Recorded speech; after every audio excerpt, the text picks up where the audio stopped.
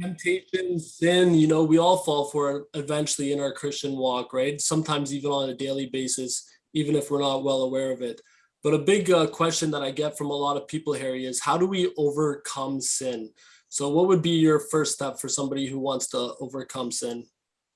Well, the first thing is you have to be aware that you want to overcome it and really hate sin. If you're even casual about it, your success is not going to be very good. It has to be something you're clear on, and you just flat out don't want to do it. And that by itself isn't going to work. But that's where you got to start from. You just Yeah, because Harry, a lot of people they if they've thought of this question, right? Like how do I overcome this?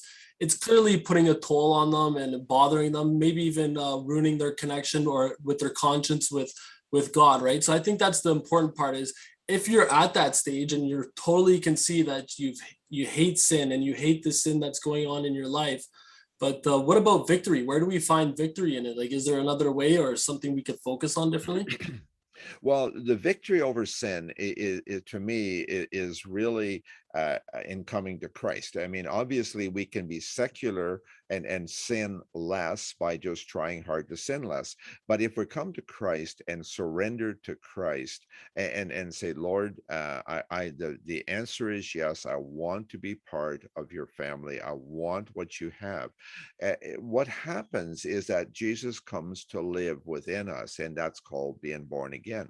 If we're born again, there is a new nature. We end up with a sheep nature, and I don't know how else to describe it. Jesus talks about separating the sheep from the goats, and the reason, and he talks about the sheep, how that he says, when I was hungry, you fed me, and thirsty, you gave me to drink, and in prison, you visited me, and all those.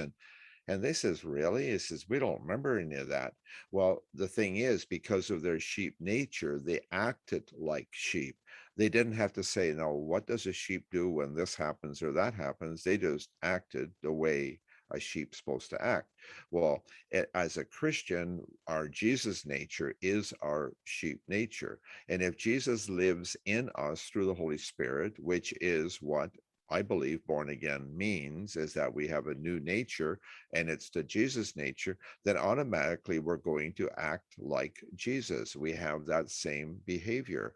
And if we have that behavior, then that's our main nature. We still have our human nature. I believe we have two natures: the Jesus nature, which is the born again nature, which continues after we die, and it just that never stops.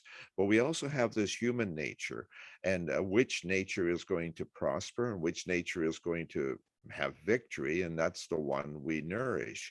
If we hate sin, we'll try to keep away from it as far away as possible. But if Jesus lives in us, that's not a real, we don't get distracted. I know for myself, my distraction to sin is 10% of what it used to be. Yeah, You and know, it goes slowly away too, right? It's yeah, not like if you've had like a real struggle with sin, and then you one day later you're not gonna see like well, I'm not limiting God here, but you're not gonna see 100% growth in that area for no, sure. And there's the key. This is what I like to refer to it as. It's called like sin conscious or sun conscious. If we're focusing on the sin all the time, the sin has authority over us and has yeah, power over us, and we can never gain any victory.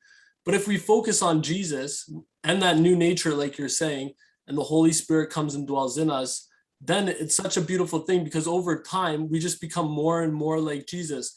And it takes away all the pride process of like that we have to fix this problem in our lives. Where if we just simplify it and we focus on the one goal, which is Jesus, I believe over time those things naturally go away. And even in my life, would I say that I don't get thoughts or tempted, or do I say I don't have any struggles? I would be lying if I said no. But like you're mentioning, it's there is progress over the for sure. 4 years or however long it's been.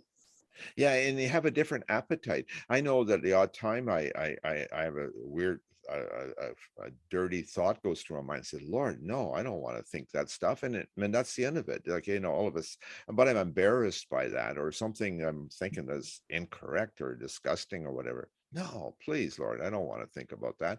And it does go away. But I found that over time, it just kind of melted away. And like Jesus talks about giving the desires of our heart. And really, the desires of my heart are completely different than they were 20 years ago. The things that appealed to me then, I find them just pointless now.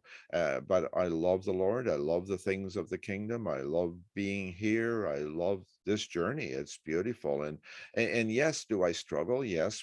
But I'm not, I don't have, sorry, I don't want to say this wrong, but I really don't have defeat as a daily diet, like, yes, I have defeat, but it's not all the time. And I struggle with this, and okay, well, that's how you do this, or I struggle with that, and okay, but you have these victories, and you're living in a level of peace and joy that the Lord gives us. And so that's another gift that comes with it, is that you really feel good about, I don't know, it sounds wrong, but just like you have a good relationship with your friend, you feel good about that. Well, believe I have a good relationship with the Lord, and I feel good about that. It's a joy to be uh, things going right-ish, like perfect. No, that's not till later. Yeah, exactly. And just to touch up here and finalize it, I believe the true amount of growth comes just from fellowship with God, being in his word and prayer. And I know that sounds so cliche because sometimes we can read and then 10 minutes later, we didn't apply what we just read. But if we continually be in fellowship with God all day and meditate and ponder upon him, I do believe that there is victory in sin as well. Yeah, it's actually interesting about the word. I find them always, okay, what about that? And you look it up, and you're kind of always you're thinking about something, and then you look it up in the Bible. Oh, okay, that's how that was. You're constantly going to different spots. You're answering your questions out of the textbook, as you might say, and it's a real thrill. Yeah, and one last thing, just on my personal thing, when I failed, every time I failed, I've noticed that it was a day that I wasn't doing these things, like Yeah. I wasn't pondering, or I had a rough morning or something. I was distracted and I Yeah, gave in and fell, and I find if truly our answers are always found in Jesus, and that's the most beautiful part about it. for sure. All right, thanks, Harry.